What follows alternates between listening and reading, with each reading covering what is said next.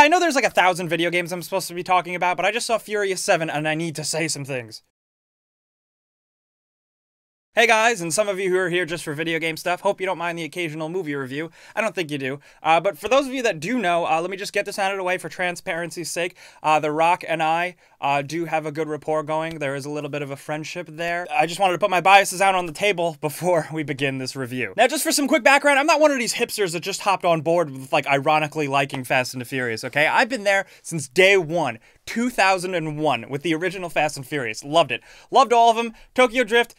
Yeah, you know, decent fish out of water story, but when Fast 5 came out, the movies changed completely. They became these insanely huge ensemble heist action films that were incredible, and I've been even more so hooked than I was on the original Fast and Furious because I think of them as almost completely different movies. And I would like to say that Fast and Furious 7, or fuck Furious 7, whatever, I think is the greatest amalgamation of these two different types of movies with two different types of fans, and for me, it was perfect in almost every way. Now, alright kids, I know that sounds like a little bit of a ridiculous statement, and I will say that this is the dumbest Fast and Furious movie ever, so if you don't like dumb movies and you like to nitpick things, there's a door.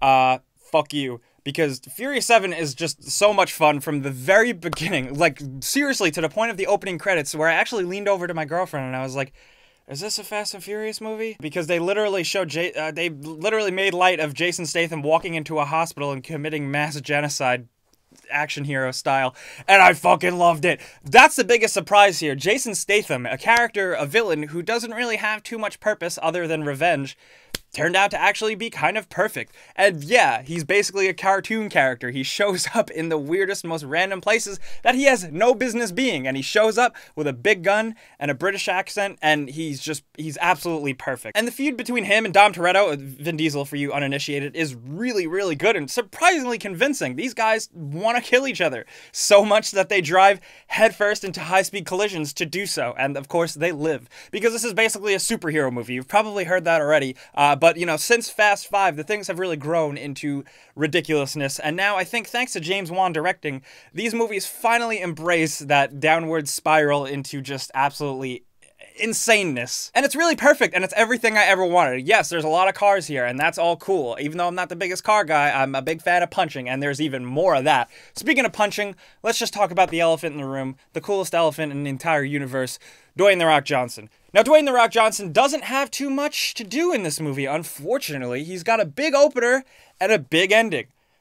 And you know what? That's perfect. But where Mr. Johnson is, it completely works, and it's so awesome. And he basically exists in this movie for complete and total fan service. Every single thing he does, every single thing he says just feels like it was written for me. Literally for me. I'm sitting in the theater, and I'm like, this is the greatest day of my fucking life.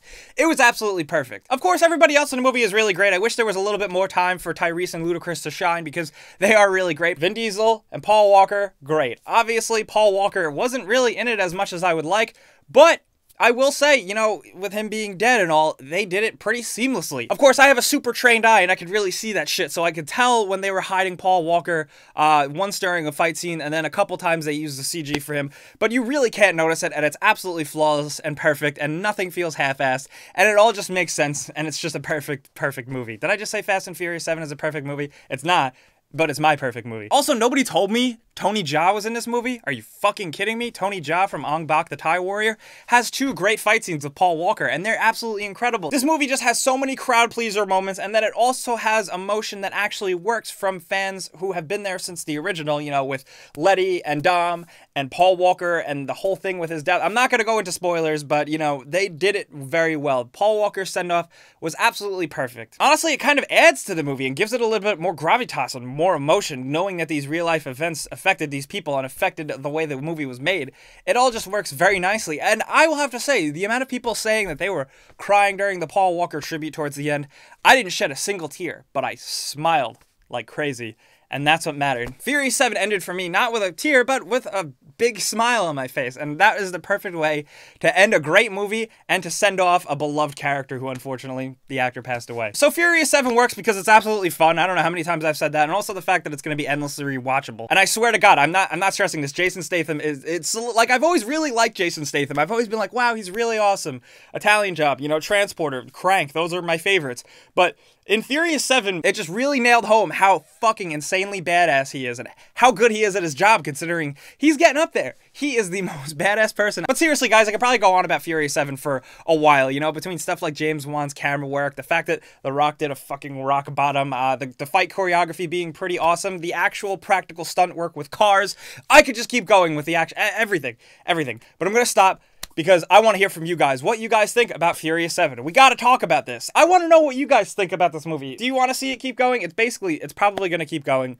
But do you guys really want to see that? Where do you think it's going to go? Of course, Vin Diesel has said things about New York, and Kurt Russell's character, who also, forgot to mention him, he got a moment of badassery, and I was totally happy with that. But I want to know what you guys think about the future of the series, the state of the series, especially considering now that Paul Walker isn't there, that whole thing of Dom and Brian and the family thing is a little different now, and I just want to know what you guys think, so let me know below. Let's talk about it here, on Twitter, on Patreon, wherever you want. And if you enjoyed this and you like hearing me talk about this stuff, maybe liking this video, it kind of helps me out. That's pretty cool. But as always, guys, I'm Jake Baldino. You can like me on Facebook, you can yell at me on Twitter, you can watch me on Twitch, and you can subscribe, because video games.